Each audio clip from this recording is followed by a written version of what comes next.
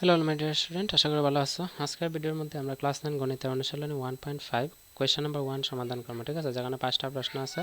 প্রশ্নের মধ্যে কি থাকছে দেখো, যে নিচের সংখ্যাগুলি পরিমেয় বা অপরিমেয় হিসাবে শ্রেণীবিভাগ করা। একদম সহজ, 2 মিনিটের মধ্যে এগুলো সমাধান হয়ে যাবে। ঠিক আছে, চলো সমাধান করিলাই 1 বাই 1। তো কোয়েশ্চেন নাম্বার 1 এর মোট 5টা প্রশ্ন আমি এখানে উঠাইছি। এটা করার আগে আমি তোমার একটা সিম্পল আমি নিয়মটা কইয়া দিই। সিম্পল মানে একদম সহজ কথা একটা, যে যখন একটা পরিমেয় সংখ্যার লগে যোগ বা বিয়োগ, যোগ করা হয়, বিয়োগ করা হয় বা পূরণ করা হয় বা ভাগ করা হয়, তার লগে অপরিমেয় সংখ্যা। ঠিক আছে, যখন একটা পরিমেয় সংখ্যার লগে একটা অপরিমেয় সংখ্যা যোগ করা হয় বা পরিমেয় সংখ্যার লগে অপরিমেয় সংখ্যা বিয়োগ করা হয়, পরিমেয় সংখ্যার লগে অপরিমেয় সংখ্যা পূরণ করা হয় বা পরিমেয় সংখ্যার লগে অপরিমেয় সংখ্যা ভাগ করা হয়, তখন সবসময় যে পূরণ ফলটা বা যোগ ফলটা বা বিয়োগ ফলটা বা ভাগ ফলটা যে আইব, এটা সবসময় মনে রাখবা অপরিমেয় হয়। ঠিক আছে, অপরিমেয়। এটা যদি জানো, এখানে সমাধানগুলো একদম সহজভাবে করতে পারবা। কেটা কইছে দেখো, আবার আমি কইতেছি, যখন একটা পরিমেয় সংখ্যার লাগে একটা অপরিমেয় সংখ্যা যোগ করা হয়, যোগফলটা পরিমেয় হইব। যখন পরিমেয় সংখ্যার লাগে অপরিমেয় সংখ্যা বিয়োগ করা হয়, বিয়োগফলটা অপরিমেয় হইব।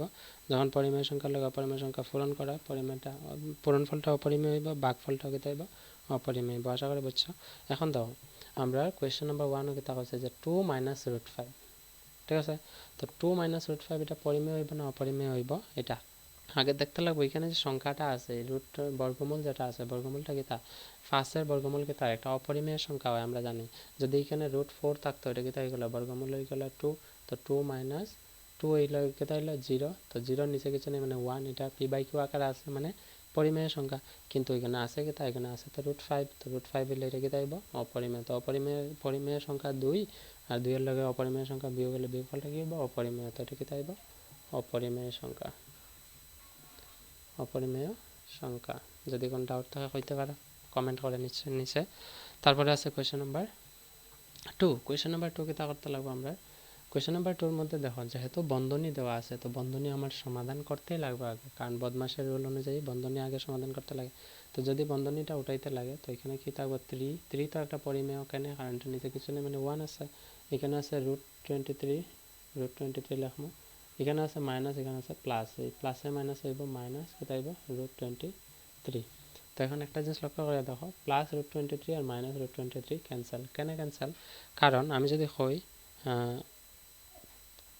2 মাইনাস 2, তো 2 আগে কিছু নেই, মানে প্লাস আছে। ঠিক আছে, তো +2 -2 ক্যান্সেল হইব। কেন ক্যান্সেল? কারণ 2 থেকে 2 গেলে কি হয় 0। তো এখানেও সেম কথা হয়েছে, যে +223 -223, এটার আগে যদি কিছু না থাকতো, যদি এরকম থাকতো কি তাইলে 0 আইলো। এই কারণে আমরা কাটতে পারি। তো এখানে +3 আছে, এটা ক্যান্সেল করলে থাকবো কি তা 3। তো 3 নিচে কিছু নেই, মানে 1 আছে। তো 1 থাকলে কি থাকবে পি বাই কিউ আকার আছে, অতএব এটা আমরা কইতে পারি পরিমেয় সংখ্যা, পরিমেয় সংখ্যা। বুঝছো আশা করি। নেক্সট আছে দেখো কোয়েশ্চেন নাম্বার 3। কোয়েশ্চেন নাম্বার 3 তে কিতা কইছে 2√7 ডিভাইডেড বাই 7√7। ঠিক আছে, তো তোমরা মনে রাখবা, যখন ভগ্নাংশের লব আর হরের মধ্যে কাটাকাটি যদি যায় বা সেম সংখ্যা যদি থাকে, এটা কাটা যায় আমরা জানি। যেমন মনে করো 9 রে যদি আমরা 9 দিয়ে ভাগ দিই, 9 একে কিতা হইব 9 হইব, তার মানে 1 থাকে। তো ঠিক একই কাজ এখানে আছে। দেখো এখানে √7 আছে, এখানে √7 আছে, এটার লগে পূরণ আছে। তো পূরণ থাকলে এটা আমি ক্যান্সেল করতে পারি। এখানে কিতা আছে 1 আছে, তো 2 একে হইল গিয়া 2, নিচে আছে 7। ঠিক আছে, তো ওইটা পরিমেয় আছে, কারণ পি বাই কিউ আকার আছে, অতএব দিয়ে আমরা লিখে নিলাম পরিমেয় সংখ্যা। ঠিক আছে, তারপরে নেক্সট কোয়েশ্চেন কিতা আছে, কোয়েশ্চেন নাম্বার 4। আমি কইছিলাম 1, দেখো লবের মধ্যে কি আছে 1, এটা কিন্তু একটা পরিমেয় সংখ্যা। যদি পরিমেয় সংখ্যা নিচে যদি অপরিমেয় সংখ্যা কিতা বলছিলাম, এখানে লিখছিলাম যদি ভাগ করা হয়, একটা পরিমেয় সংখ্যা যদি আরেকটা অপরিমেয় সংখ্যা দিয়ে ভাগ করা হয়, ভাগফলটা সবসময় কিতা হইব অপরিমেয় সংখ্যা হইব। ঠিক আছে, আমরা এটা লিখে নিলাম অপরিমেয় সংখ্যা।